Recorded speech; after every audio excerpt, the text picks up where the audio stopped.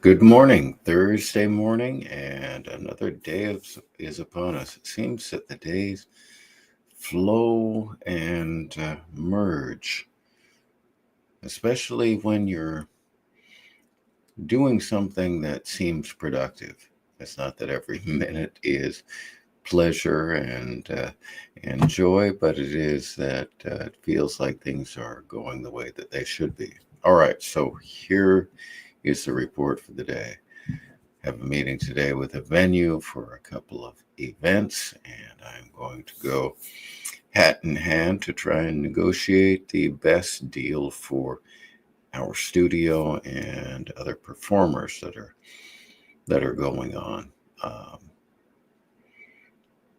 Negotiation is a an interesting topic because you recognize that the other person is looking for something and you're looking for something, but oftentimes people go into negotiation saying, what can I get out of it?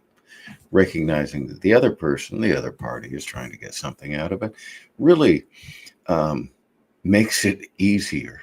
As trying to talk to musicians who want somebody to pay them to play their music. And it's like, well, what do they get out of it? Well, it's my music. And it's like, I understand it's important to you. But if you're approaching somebody that you want money from, they usually want something other than just the satisfaction of knowing that they have promoted your music. And for some of our younger musicians and older musicians, that's quite a shock. It was a shock to me. But recognizing that everybody in a discussion has something that they can give and something that they want makes it easier to discuss it with people because you better understand them. All right, so let's go to some of my favorite sayings. We're going to go back as far as we can go, and we're going to talk about life and what the religious slash spiritual sayings of the time were. So let's go back 4, 5, maybe 6,000 years. It's very hard to say how uh, long ago this saying was, but it's ancient Egyptian, and it's all that is will be, and all that was will be again. The ancient Egyptians really believed in the cyclic nature of the world. Um, and let's go straight up from there to Shakespeare, 1600.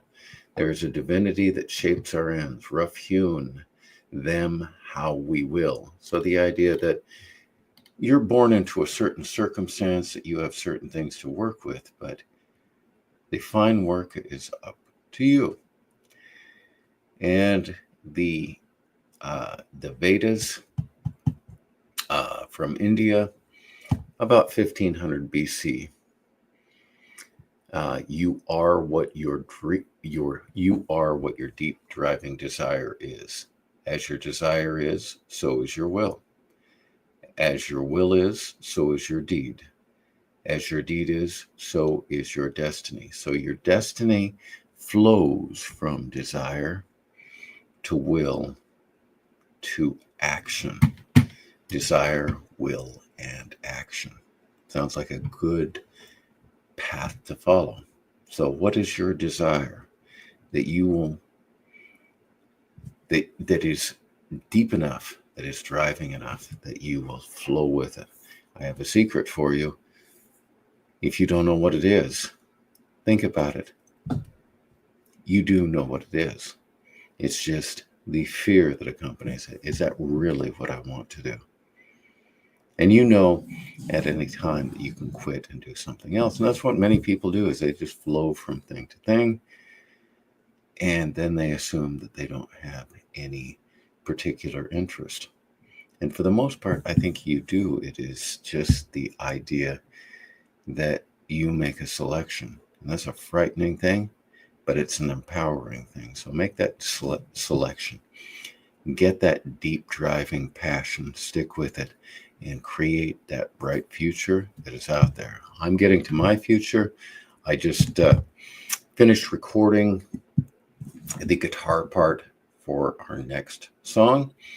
I'm going to get vocals attached to that and send it out to the drummer today or tomorrow, and then it should be done and ready to go by next Saturday. I'm right on schedule. So I am going to continue to work as I can to try and keep it on schedule. Until tomorrow, I will